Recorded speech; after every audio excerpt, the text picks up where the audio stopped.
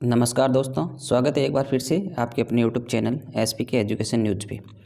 दोस्तों, इस वीडियो में बात करने वाले हैं हम ईपीएस 95 पेंशनर्स के लिए बहुत ही बड़ी अपडेट है और इसमें क्या निर्णय लिया गया है सभी पेंशनर के द्वारा, तो उसके बारे में बात करेंगे फ्रेंड्स कि आगामी कुछ ही दिनों में 5 स्टेट में चुनाव होने वाले हैं। तो उसके मद्देनज़र रखते हुए सभी पेंशनर्स ने ये अपना सुझाव दिया है कि नो पोस्चरी नो वोट्स के साथ में चुनाव का विरोध करेंगे और सभी पेंशनर्स की मांग है 7500 प्लस डीए के साथ मिनिमम पेंशन 7500 प्लस डीए मिलना चाहिए।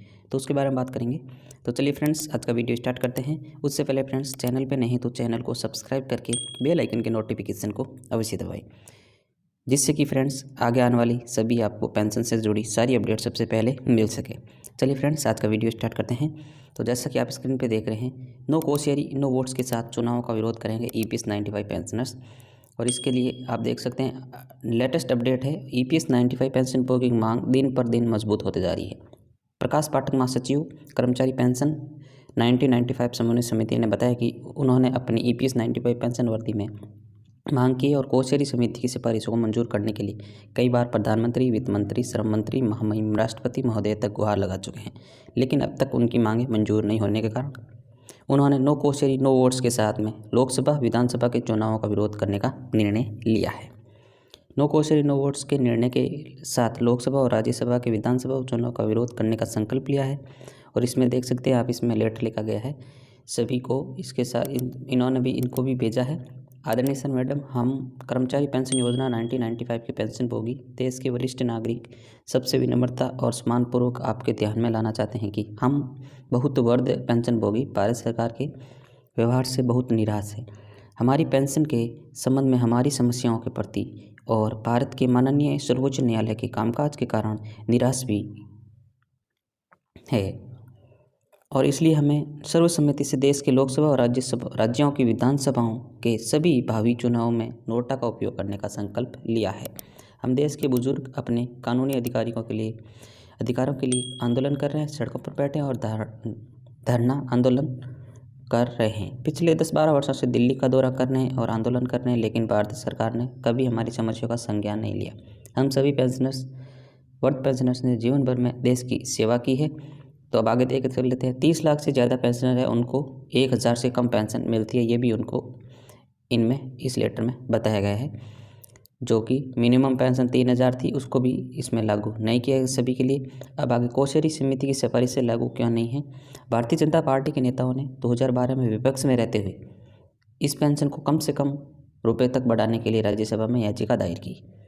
पेंशन को 3000 के साथ डीए बढ़ाने की उक्त याचिका को स्वीकार कर लिया गया और कांग्रेस पार्टी द्वारा शास्त्री सरकार द्वारा भगत सिंह कोश्यारी समिति का गठन किया गया। कोश्यारी समिति ने न्यूनतम पेंशन को तंदुरुपी डीए के साथ बढ़ाकर 3000 रुपये करने की सिफारिश की। ये 2013 में था। भारतीय जनता पार्टी विपक्ष में रहते हुए भगत सिंह कोश्यारी समिति को लागू करने की मांग कर रही थी। कांग्रेस पार्टी शासित सरकार ने कोश्यारी समिति की सिफारिश को लागू नहीं किया और न्यूनतम पेंशन को बढ़ाकर 1000 कर दिया। फिर 2014 में लोकसभा चुनाव के दौरान भाजपा नेताओं ने सत्ता में आने पर समिति की सिफारिशों को लागू करने का आश्वासन दिया और इसलिए अधिकांश पेंशन भोगियों ने भाजपा उम्मीदवारों को वोट दिया। फिर भाजपा सत्ता में आई और अब सत्ता में है। 2014 से भाजपा के नेता के देश के वर्ग गरीब पेंशन भोगियों को दिए गए उक्त आश्वासन को भूल चुके हैं। कांग्रेस शासित सरकार ने भगत सिंह कोश्यारी समिति की सिफारिश को लागू नहीं किया और भाजपा नेताओं ने देश के वृद्ध गरीब पेंशन भोगियों को धोखा दिया और हमने ये सोचने के लिए मजबूर कर दिया कि हमारे साथ देश के नागरिकों की तुलना में अन्य अलग व्यवहार किया जाता है। इसलिए हमने सर्वसम्मति से नो कोश्यारी नो वोट्स के निर्णय के साथ लोकसभा और राज्य विधानसभाओं के चुनावों का विरोध करने का संकल्प लिया। हमारे लोग इन सभी भावी चुनावों में वोट नहीं देंगे या नोटा का उपयोग करेंगे। सर्वोच्च न्यायालय के फैसले भी लागू नहीं किए गए हैं। इसमें कर्मचारी भविष्य निधि संगठन के 10 SLPS की अस्वीकृति के बाद 4/10/2016 को RC गुप्ता मामले में फैसला सुनाया। भारत सरकार ने और कर्मचारी भविष्य निधि संगठन ने एक ही निर्णय को स्वीकार कर लिया। भारत सरकार ने इसे लागू करने के लिए अपनी मंजूरी दे दी और कर्मचारी भविष्य निधि संगठन 23/3/2017 को उसी के कार्यवाहन के लिए एक परिपत्र जारी किया और पेंशन को संशोधित किया। अब उक्त निर्णय को न्यायालय में चुनौती दिए बिना या किसी अन्य मामले का उल्लेख या प्रार्थना किए बिना कर्मचारी भविष्य निधि संगठन ने परोक्ष रूप से न्यायालय में मुख्य रूप से निवेदन किया और RC गुप्ता मामले में उक्त निर्णय गलत है और माननीय सर्वोच्च न्यायालय एक पीठ माननीय न्यायमूर्ति UUL ललित की अध्यक्षता में इस पर विश्वास करते हुए RC गुप्ता मामले में निर्णय की शुद्धता को सत्यापित करने के लिए बड़ी बेंच को संदर्भित करने का आदेश पारित किया। इस आदेश के द्वारा माननीय सर्वोच्च न्यायालय ने 5 वर्ष पूर्व दिए गए अपने स्वयं के निर्णय पर प्रश्न उठाया और वर्ग EPS 95 पेंशन भोगियों के साथ अन्याय करते हुए एक सुलझे हुए मामले को सुलझाने का प्रयास किया। इसी तरह माननीय सर्वोच्च न्यायालय ने कर्मचारी भविष्य निधि संगठन के SLP को 1/4/2019 को खारिज कर दिया और पेंशन भोगियों के पक्ष में पारित केरल उच्च न्यायालय के दिनांक 12/10/2018 के फैसले को बरकरार रखा। कर्मचारी भविष्य निधि संगठन ने इस आदेश के खिलाफ एक समीक्षा याचिका की, जिसे माननीय सर्वोच्च न्यायालय द्वारा बहुत ही अवैध रूप से अनुमति दी गई है।